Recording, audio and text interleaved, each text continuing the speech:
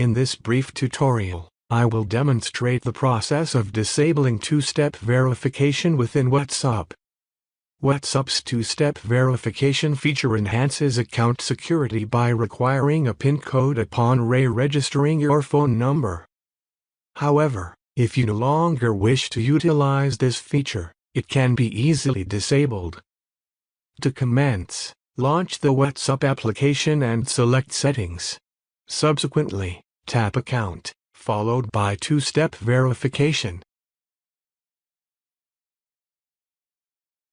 You will now be presented with the option to disable or remove two-step verification in WhatsApp. Proceed by tapping on it and confirm your action by selecting Turn Off. Congratulations, you have successfully removed two-step verification from WhatsApp. If you encounter any difficulties during this process, kindly let me know in the comments section below.